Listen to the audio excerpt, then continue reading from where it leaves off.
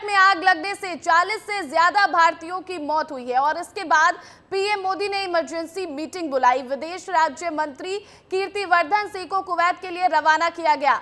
Delhi airport से Kuwait के लिए रवाना होने से पहले विदेश राज्य मंत्री कीर्तिवर्धन सिंह ने कहा है कि वहां पहुंचते ही स्थिति साफ हो जाएगी। उन्होंने बताया कि स्थिति यह है कि पीड़ित ज्यादातर लोग जल गए हैं और कुछ शव इतने ज्यादा जल गए हैं कि उनकी पहचान करना भी मुश्किल हो गया है।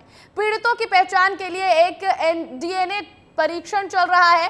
जैसे ही शवों की पहचान हो जाएगी उनके परिजनों को सूचित कर दिया जाएगा और शवों को वापस वायुसेना के प्लेन से वापस लाया जाएगा। See, we had a meeting last night with the Honorable Prime Minister, and that's the last update we have about this very sad tragedy.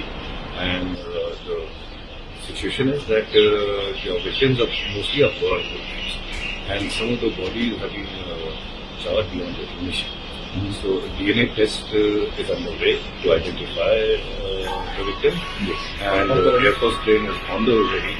And as soon as the body is identified, their plane will be informed, and our Air Force plane will bring the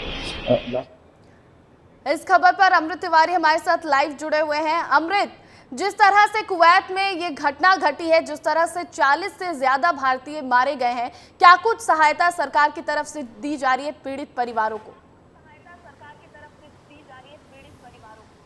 प्रतिज्ञा, जैसे ही यह मामला संज्ञान में आया, जो भारत का विदेश मंत्रालय है वो पूरी तरह से हरकत में आ गया। डॉक्टर एस जयशंकर ने इस मामले में आपातकालीन बैठक बुलाई और कीर्तिवर्धन सिंह को तत्काल जो है कुवैत के लिए रवाना कर दिया गया। प्रधानमंत्री मोदी ने भी इस पूरे मामले पर संज्ञान लिया और इसके अलावा जो है विदेश मंत्री को ताकीद किया कि इस पूरे मामले में जो लोग पीड़ित हैं उनके साथ न्याय हो और उनके शव जो है उनके परिवारों तक पहुँचे, इसकी व्यवस्था की जाए। आपको बता दें कि एस जयशंकर ने कुवैत में अपने समकक्ष जो है विदेश मंत्री उनसे उन्होंने बातचीत की है और इस पूरे मामले पे ब्यौरा भी मांगा है और भारत को कुवैत की तरफ से आश्वासन दिया गया है कि जो भी इस मामले में जिम्मेदार आदमी होगा उस पर कार्रवाई की जाएगी। कार्रवाई की आप बात कर रहे हैं अमृत, मैं आपको बताऊं कि जो बिल्डिंग मालिक है उसकी भी गिरफ्तारी के आदेश जारी कर दिए गए हैं कुवैत सरकार की तरफ से। और साथ ही आपको बताया कि एनबीटीसी कंपनी जो थी उसकी ये बिल्डिंग बताई जा रही है और मालिक को गिरफ्तारी के आदेश, मालिक को गिरफ्तार किया जाएगा, अब ऐसी भी खबर है।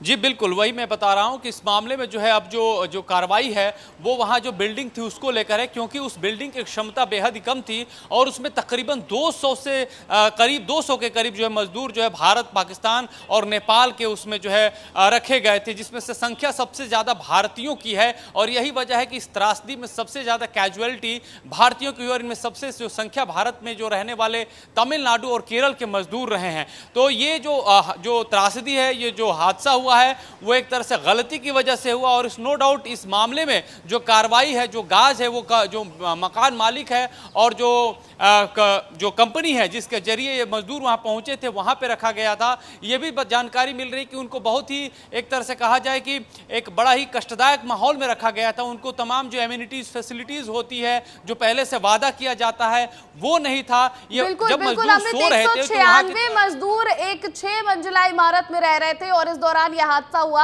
आधी रात का वक्त था और जब यह हादसा हुआ लोगों को निकलने का मौका नहीं मिला। अब आगे देखना होगा कि जब वहां पर विदेशी राज्य मंत्री पहुंचते हैं तो आगे क्या कुछ कवायद की जाती है शवों को जल्द से जल्द भारत लाने की। बहुत बहुत शुक्रिया अमृत तमाम जानकारी के लिए।